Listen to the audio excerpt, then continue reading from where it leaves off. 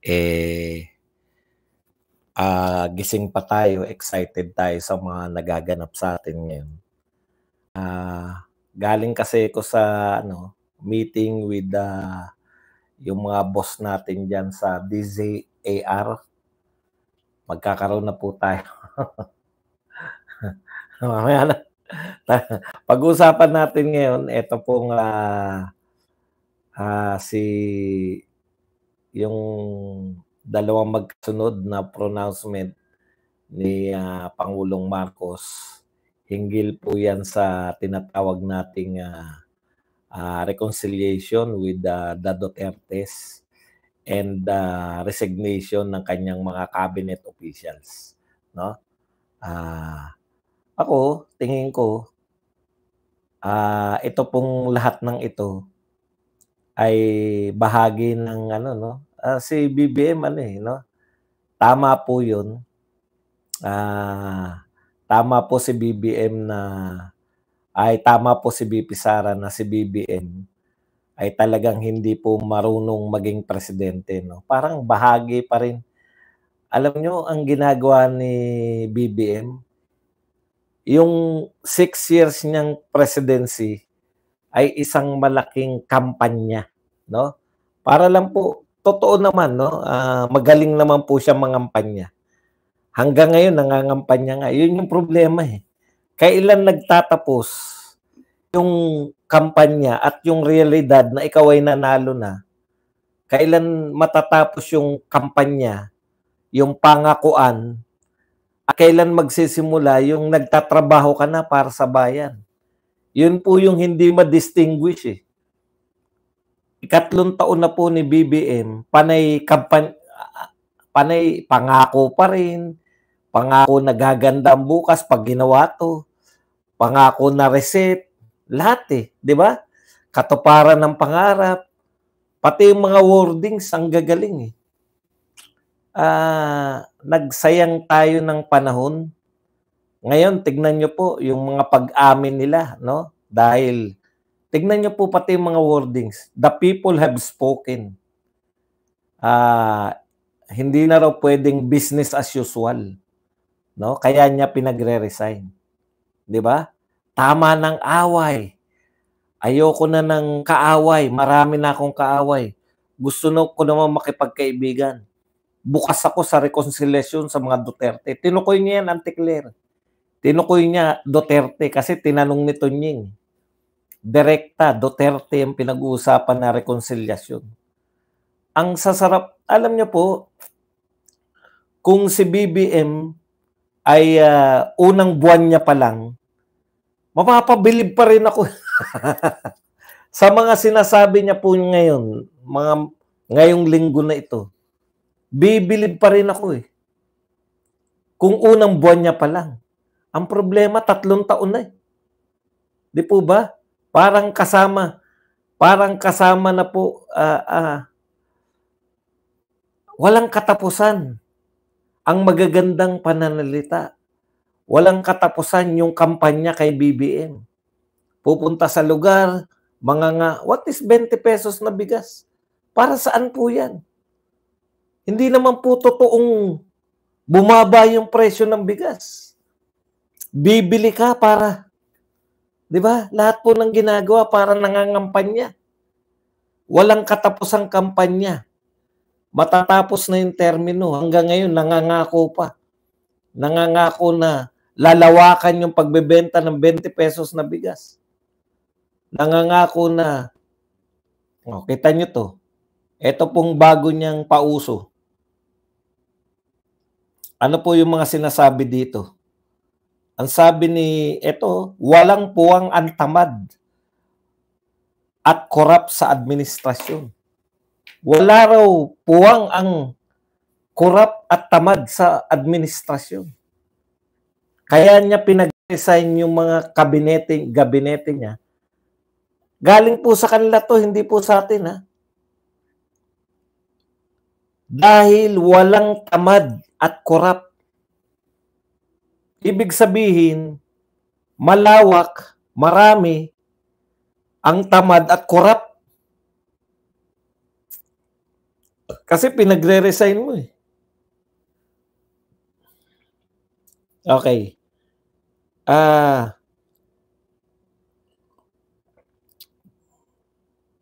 Ano yung kanilang mga kasalanan? Yan yung gusto namin eh. Kulang po lahat. Panay pa rin po tayo, Tokis. Palibasa, kakampi ninyo media, kita nyo naman ngayon. Parang parang ang ginagawa lang po ng media, parang, eto na yung mga nag-resign. Iniisa-isa nila. Sino ng sekretaryo yung nag-resign? Sino ng sekretaryo yung naunang nag-resign? Si Gadon ba nag-resign na? Malaking usapin na po ba yung nag-resign? Ano pong gagawin kung nag-resign? Tandaan nyo, meron ng pangyayari na ganyan, di ba? Nag-resign lahat nung colonel hanggang general. Ano po nangyari? Tumino po ba nung nag-resign? Hindi na nga natin alam kung ano nangyari. May na-retain ba? Sino yung mga totoong tinanggal nung nag-resign? Naalala niyo yun? Pinag-resign din yung mga colonel tsaka mga lahat ng general. Natuloy ba yun? Wala na tayong nabalitaan. Ngayon, eto na naman. Walang puwang ang tamad at korap. Again, kung unang buwan pa lang ni BBM, masarap pong pakinggan yan. Pero kung 3 taon ka na, ay teka muna, may korap pala. May korap pala sa mga gabinete mo. At may mga tamad pala. Kaya pala tayo nagkakaletse-letse. Tamad pala at korap. Bakit hindi mo ginawa ng paraan? Okay lang sa'yo. 3 taon na may korap at tamad. Yun yung nakakasakit eh. Parang, nagsalita ng Pangulo ha. Eto na yung hakbang ng Pangulo ha. Kasi natalo kami. Yun nga po yung masakit dun eh. Natalo kayo, kaya nagsasalita kayo ng rekonsilyasyon sa mga Duterte. Yung words po na ginamit ko ha, nagsasalita lang. Natalo kayo, kaya mo pinagre-resign yung mga cabinet official. Kaya ka nagsasabi na kaya mo sila pinagre-resign dahil walang puwang ang tamad at korap. Ibig sabihin, sila yung mga tamad at korap. Wala puwang eh.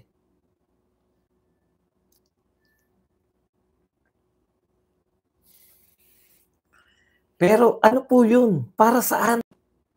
Bakit mo pinagre-resign? Para masabi na kang kakaiba? Para nakita niya kasi yung boto. Alam niyo po, ang nakakatakot sa boto na to. Ito po, ngayon ko lang din to na nakita. Ayan, no? Sabi po ni J. Padriaga, kung sino man to, Padriga. When the commander-in-chief's own troops voted against him, yung mga troops, yung mga pulis at sundalo, sila po yung bumoto ng local absentee voting. Di ba? Nauna silang bumoto. Malaki ang problema ng commander-in-chief kung pati yung mga sundalo at mga kapulisan ay bumoto laban sa kanya.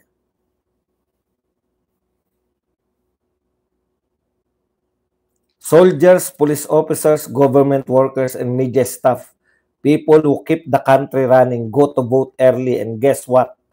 No candidate from BBM's Alyansa slate made it to their top 12. Nakakatakot po to. Kung ikaw ang commander-in-chief, anytime, ayaw sa'yo ng mismong mga magtatanggol sa'yo. Di ba? Commander-in-chief, ka ng AFP, ikaw ang pinuno ng kapulisan, ayaw sa'yo ng mga pulis at sundalo. Hindi po kami nagsabi niya. Resulta po yan ng botohan. At sino po yung mga nanalo? Yung mga kaalyado ni Duterte, nakaaway mo. Kaya pala yan kaya ang dahilan kung bakit ka nananawagan ng rekonsilyasyon para ipakita mo sa mga kasundaluhan at saka mga kapulisan na eto ha, nakikipag-reconcile na ako ha.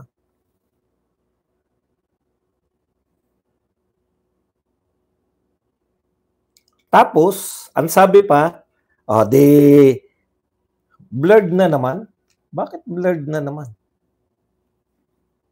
Grabe naman tong, bakit humihina yata ang aking ano? Humihina na yata ang powers ko.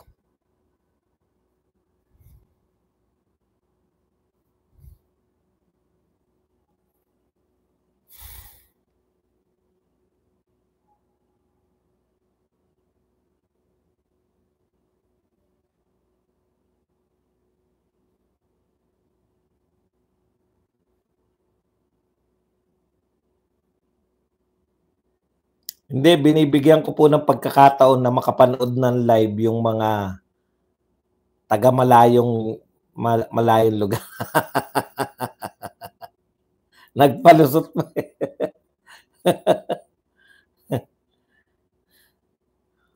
Mukhang humihina na yung aking net ah.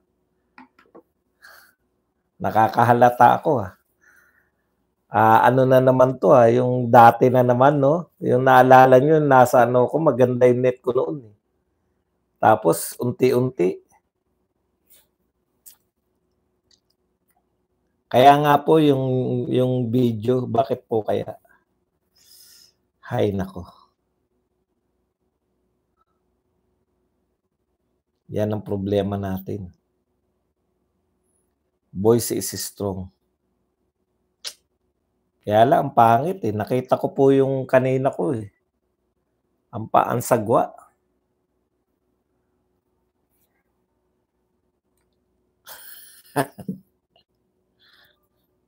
Ulitin pa ba natin o tuloy na natin?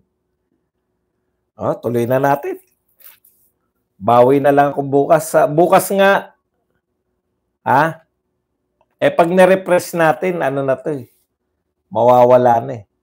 Bukas nga po, pwede pag may nakita nyo malabo para yung 1 minuto pa lang, maano po natin. Maitama na natin agad ha. Yan lang po ang tanging pakiusap ko sa inyo. Okay, anyways, balik na po tayo rito. Malinaw naman daw ang audio. Okay, saan na tayo nagtapos? Malinaw daw nung simula eh. Ayan no.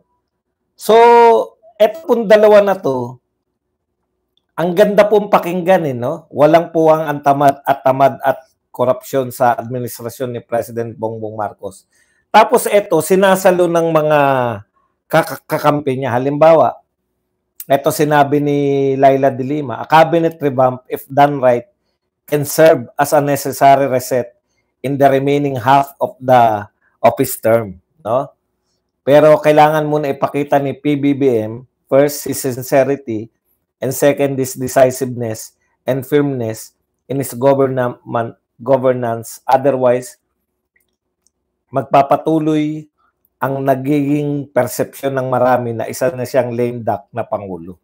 Okay, sinasalo lang eh. Okay naman, wala naman akong problema, no? Sinasalo ng media na maganda yung intention. Pero ano po yung intention? Ano po ba talaga yung mangyayari?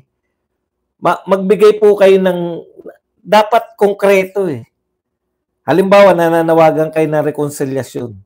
Kayo po kayo ang nananawagan.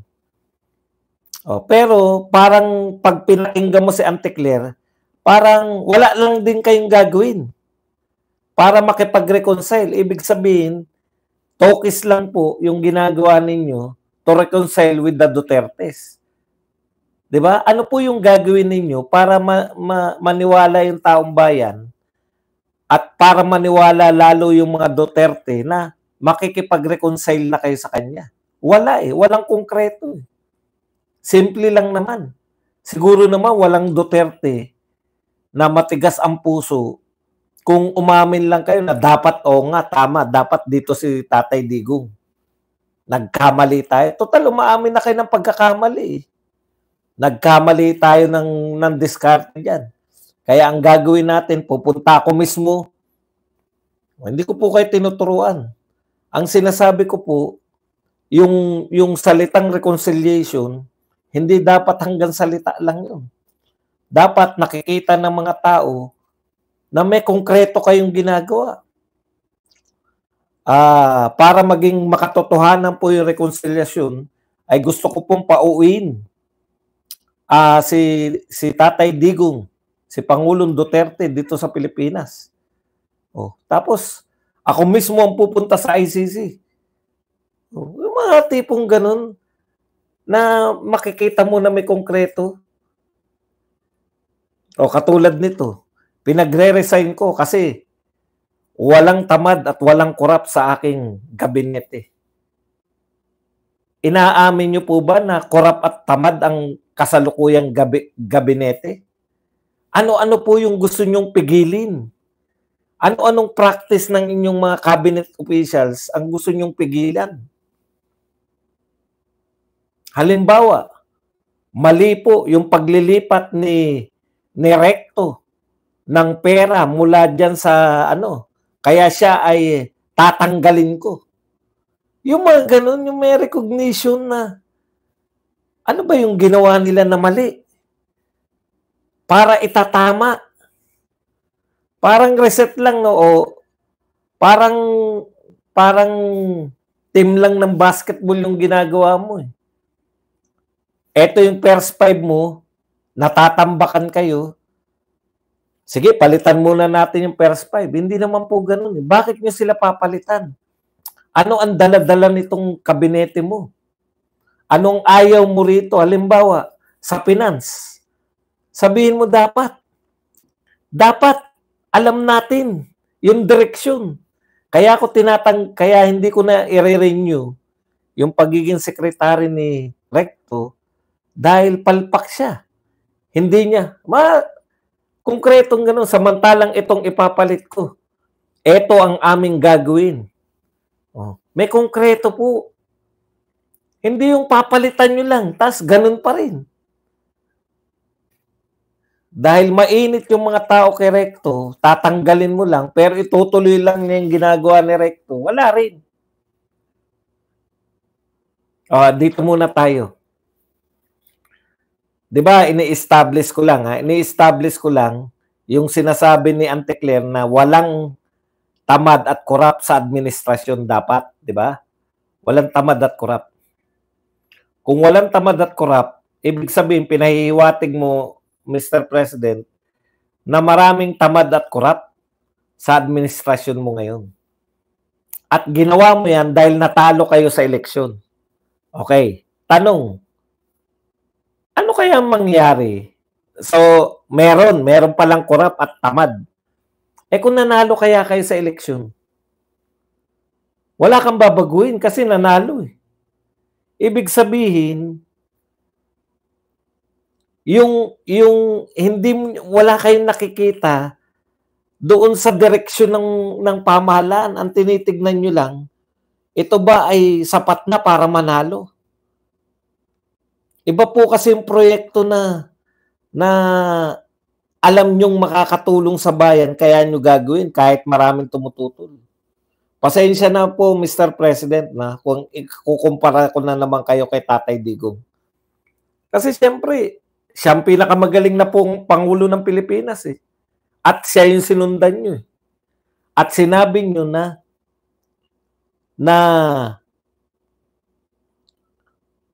anong tawag doon? Itutuloy nyo lang yung kanyang mga ginawa. Maganda yung ginawa ni Pangulong Duterte. Yun po yung pagkakaiba. Kayo lagi, ito ba ay katanggap-tanggap? Ito bang mga wordings na to ay magandang pakinggan? Tatanggapin ba ng tao to? 20 pesos na bigas? Lagi pong utuan. Hindi po yung gagawin ko tong proyekto na to, may magalit man sa akin o wala. Matuwa man sila o hindi, gagawin ko yan dahil alam ko makakatulong yan. Ganun po yung isang leader.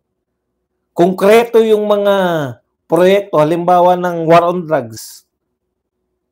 Ang dami pong kumontra sa war on drugs ni Tatay Digong. Habang ini-implement niya pa lang yun. Pero wala pong pakialam si Tatay Digong. Alam niya makakatulong yun. Alam niya yung ginagawa niya para sa bayan.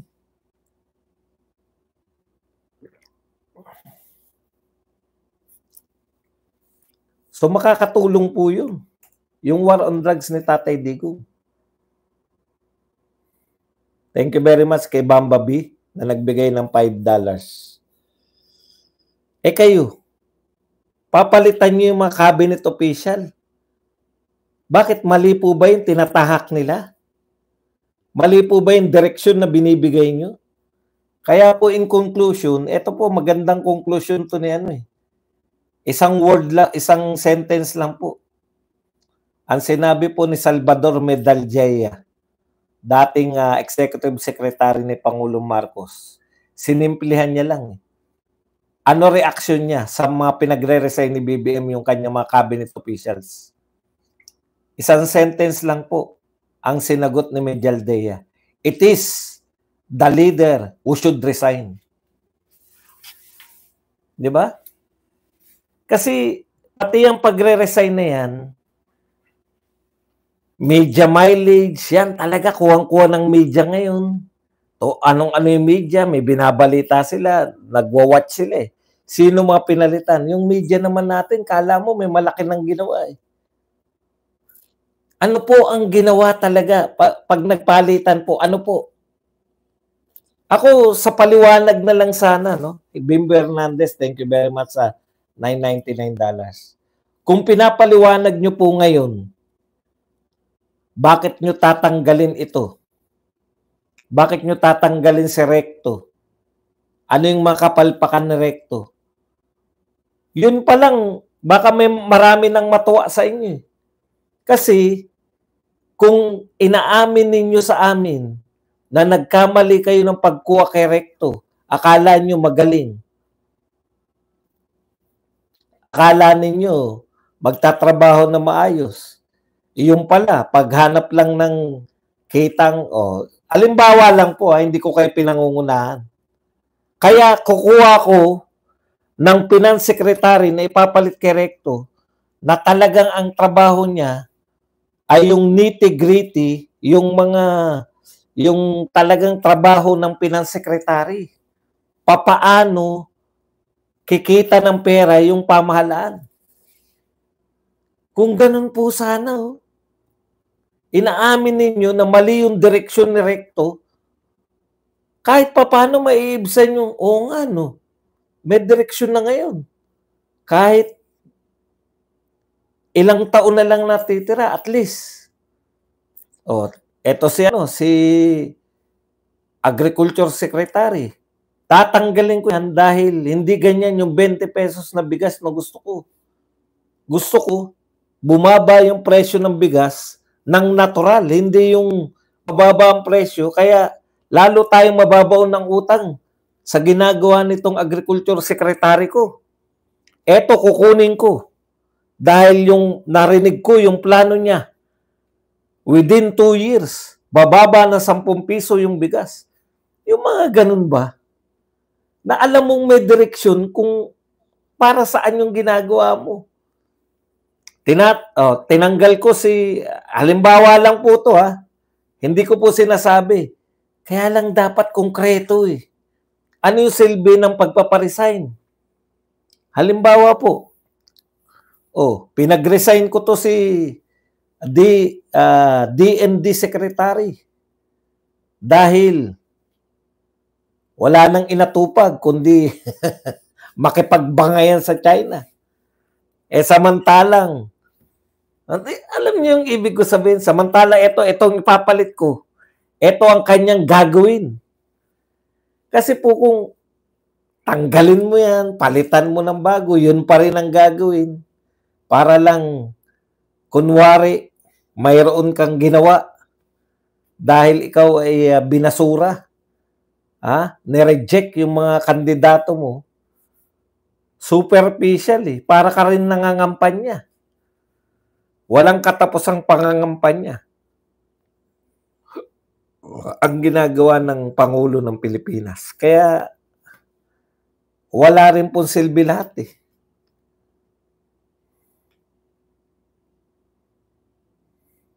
Nakakatawa si Gadon, no? Napag-usapan na ba natin si Gadon?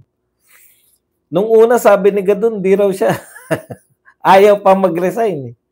Bakit daw? Dahil Hindi naman daw, parang tingin niya sa sarili niya, special siya. Under siya ng Office of the President. Alam mo, Mr. President, marami matutuwa sa iyo. Kahit kakampi mo o kalaban mo, pag tinanggal mo si Gadon, hindi mo na binalik si Gadon at saka si Anticler. Pero ako, hindi ko muna babanatan si Anticler, baka tanggalin. Gusto namin dyan si Anticler hanggang 2028. Ha? Gusto namin dyan si Anticler. Ha?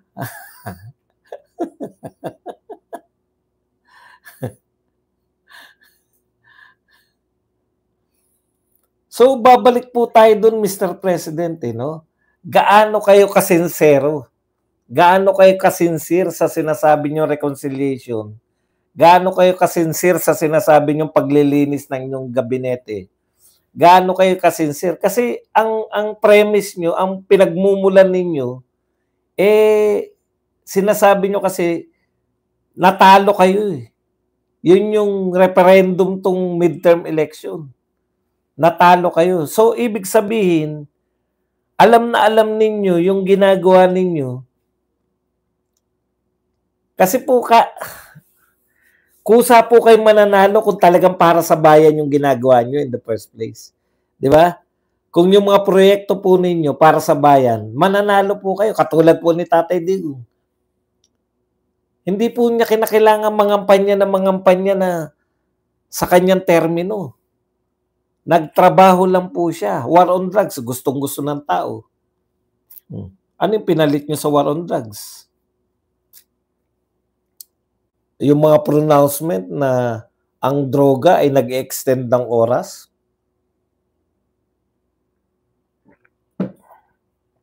Si Tatay Digong, talagang nawakasan niya na sana, no? Kung tinuloy niyo lang ng ganun kaalab, true NTFL ka, halos wakas na yung insurgency problem natin. Pero anong pinapakita nyo? Kakampi nyo yung mga kaibigan. Sila Franz Castro, yung mga Makabayan Black, kakampi ninyo. Kakampi ni Martin na pinsan nyo. Atakdog nga ni Martin. Hindi lang simpleng kakampi. Kung kayo, meron kayong Anticler, si Martin, merong Franz Castro. Hindi lang simpleng atakdog pa ni Martin. Pinalit sa war on drugs, war on Dutertes daw. Yung mahal na mga tao, inaway nyo ng inaway. Tapos reconciliation, pero wala lang. Tokis lang. Pwede po talaga yung sinasabi nyo eh. Pero sabihin nyo, bakit nyo sila dapat tanggalin? Halimbawa, tinatanggal ko si Prasco bilang DOT. Kasi sa panahon niya, wala nang pumapasok na turista. Yung mga tipong ganun, mas masarap pong pakinggan yun eh. Kaya to tinanggal kasi tourism secretary, walang pumapasok na turista sa atin nung panahon niya. Di ba mas masarap po? Mas katanggap-tanggap sa amin. Energy drink.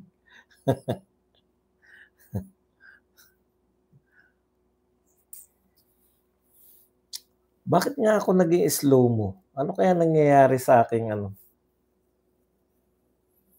Bumagal kaya sa PLDT? Tapat kaya natin dito.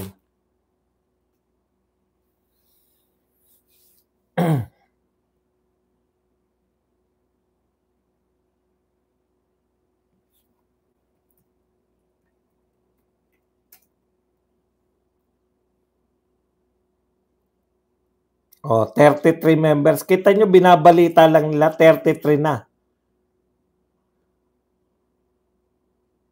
ang nag-resign. Ano ngayon? Ano nga kung nag-resign sila? Papalitan? Ilan yung ang susunod na susubaybay? Parang lang eh. Parang,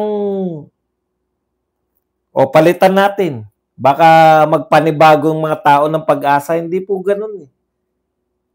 Hanggat wala po kami nakikitang konkretong aksyon nyo naman, palitan nyo man ng palitan yan, ganun pa rin. Wala pa rin.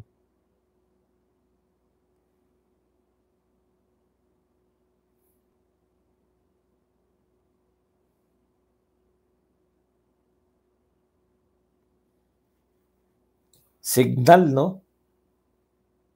Masama na yung signal ng ano ng PLDT bigla.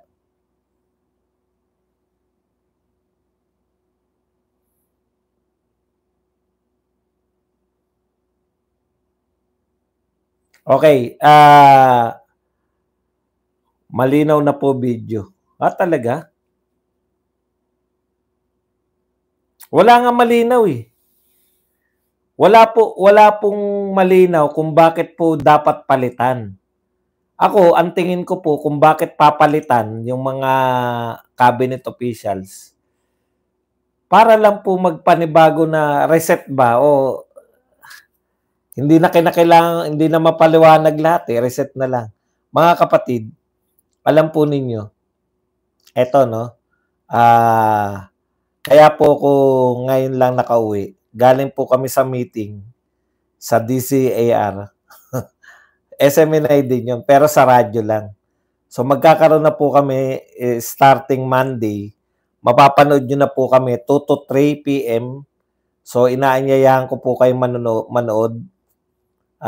Pagkakataon na rin po to para mag-anyaya sa inyo. Napanoorin nyo po kami, 5 po kami, si Bisdak Pilipinas, si BMR, si Brothers Travelers, si Kapi Pambansang Loyal, at ang inyong lingkod ay magsisimula na po sa Monday yung programa namin sa DZAR. Alas 2 hanggang alas 3 ng hapon. So magkakaroon na po kami ng regular program. Yan. Sa DZAR. So sana po suportahan nyo po kami. Dala-dalawa lang eh. 5 kami. Parang twice. Araw-araw po yun. Lunes hanggang Biyernes. Kaya excited rin ako sa inyo na ibalita ya. Hindi naman po tayo sikat. Meron lang po tayong additional na ano, di ba? Yan. So sana maging matagumpay yung ano namin. Suportahan niyo po. Pag hindi man, pag hindi naman kayo makanood ng live, i-ano rin namin sa aming mga channel yung mga yung pong ayun nga yung program na yun. Kaya excited kami na sa venture na to. Ayan. So, yun lang po yung announcement namin. Mula po sa Monday, simula na po kami. Ang pangalan po ng aming programa ay ano yun? Birada Agila.